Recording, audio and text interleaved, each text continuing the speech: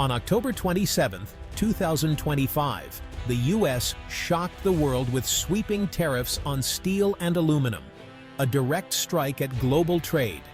Canada, China, and Brazil condemned the move, calling it economic aggression. Stock markets plunged as investors feared a trade war, not just a policy dispute. The U.S. had fired the first shot in a new kind of global conflict. The tremor had started. U.S. government debt has long been the bedrock of the global financial system. Treasury bonds are the world's safest investment. The world's appetite for U.S. debt gave America enormous power. But new tariffs have shaken that foundation. Recent sell-offs of U.S. treasuries are political signals. America's exorbitant privilege is under threat. Can America adapt before the cracks become a collapse? The backlash to U.S. tariffs isn't just loud rhetoric. It's a quiet, coordinated retreat from American assets. Central banks from Ottawa to Beijing are selling U.S. Treasury bonds, raising America's borrowing costs. When major holders act together, the impact multiplies. The result, a synchronized move away from the dollar. The U.S. faces a new kind of pressure, one that can't be countered with tariffs alone. Canada's response is a turning point. Long America's closest ally, Canada is now quietly pushing back. The Bank of Canada is reducing its U.S. Treasury holdings, a move unthinkable just years ago. This is a calculated risk. Canada's economy is deeply tied to the U.S., but doing nothing would set a dangerous precedent. By selling U.S. bonds, Canada signals it won't be passive in the face of unilateral tariffs. It's also a strategic pivot. Canada is aggressively seeking new trade deals in Europe and Asia. Reducing dollar dependence is part of a broader plan to diversify and protect its economy. The trust that defined the U.S.-Canada partnership is eroding. Financial tools are now weapons in a changing alliance. The sale of U.S. bonds is more than finance.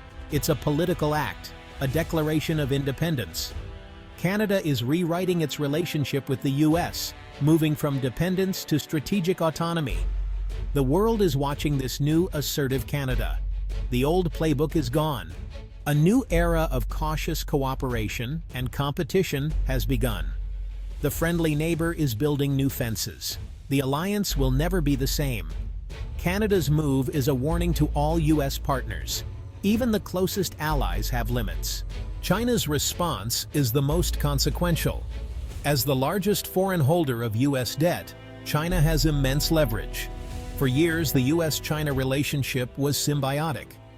China sold goods, bought treasuries, and stabilized its currency. Now, with trade tensions rising, China is rethinking everything. Beijing's new strategy, de-dollarization. China is selling U.S. treasuries, but carefully, to avoid crashing the market. The proceeds are being converted into gold, a tangible, universal asset.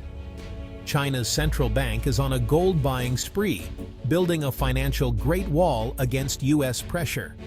This shift is a direct challenge to the dollar's reserve status. Gold can't be frozen or devalued by American policy.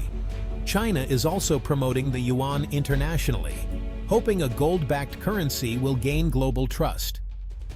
If China succeeds, others may follow, triggering a move toward a multipolar currency world. The era of uncontested American financial dominance could end. China isn't just reacting, it's reshaping the global order. The Great Wall of Gold signals a seismic shift. The world's financial landscape is being redrawn. The dollar's supremacy is no longer guaranteed. The stakes are global. The transformation is underway. The future is uncertain. Brazil, a rising power, is joining the financial counter-movement. Hit hard by U.S. tariffs on raw materials, Brazil's central bank is reducing its U.S. Treasury holdings. This is more than retaliation. It's a strategic bet on a changing world. Brazil is diversifying its reserves, buying other currencies and gold, and strengthening regional ties. The goal reduces vulnerability to U.S. policy and thrive in a multipolar economy. Brazil is also exploring trade in local currencies, bypassing the dollar. The U.S. tariffs have accelerated Brazil's pivot away from old dependencies. Selling U.S. bonds is a symbolic act, signaling independence and a new vision for the Americas. The U.S. can no longer take its dominance for granted. Brazil's bold move is a sign that new powers are rising. The financial map of the region is changing. Brazil is helping redraw the lines. The old rules no longer apply. The message: Latin America is ready for a new era. The world is taking notice. The shift is real. In uncertain times, gold is king again. Global trade tensions have sparked a rush to the yellow metal. Central banks, China, Russia, Turkey, India, are all buying gold, seeking safety from dollar risk. Gold's appeal is timeless. It's tangible, finite, and immune to political manipulation. This coordinated buying is a quiet rebellion against the dollar-based system. Individual investors are joining in, worried about market volatility and rising debt. Gold ETFs and physical sales are soaring. The price of gold is hitting new highs.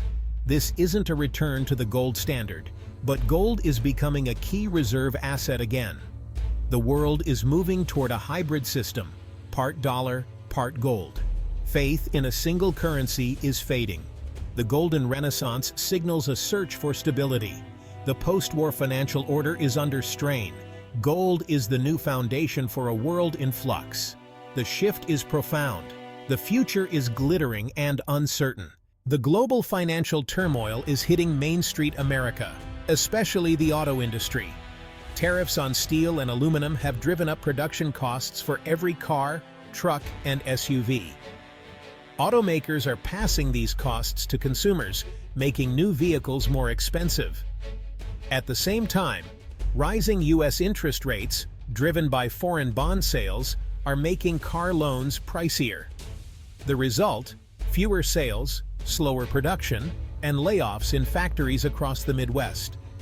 The pain ripples through the supply chain, hurting small businesses and local communities. The tariffs meant to protect jobs are, ironically, putting them at risk. The auto industry's global supply chains make it especially vulnerable. Punishing others ends up punishing yourself. Inventories are piling up, dealerships are struggling, and workers are losing jobs. The financial fallout is real and immediate. The attempt to shield one sector, steel, has hurt a much larger one, autos. For many, the trade war is not an abstract debate. It's a threat to their livelihoods. Main Street is under siege. The casualties are mounting. The lesson: in a flat world, economic walls hurt everyone. The auto industry is the canary in the coal mine. The warning is clear. The cost of conflict is high. The world is asking, is America's era of financial dominance ending? For 70 years, the dollar has been king, giving the U.S. unrivaled power. But tariffs and global backlash are shaking that throne. The shift from treasuries to gold is a global vote of no confidence. If America's biggest creditors walk away, the consequences are severe higher rates, a weaker dollar, and persistent inflation. The crown is heavy and slipping.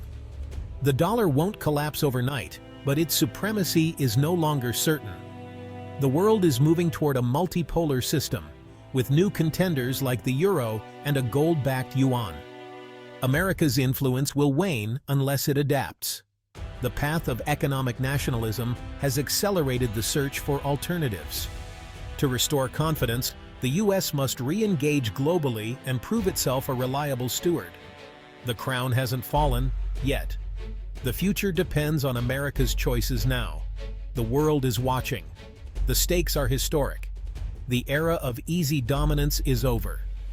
The next chapter is unwritten. The world waits for America's answer.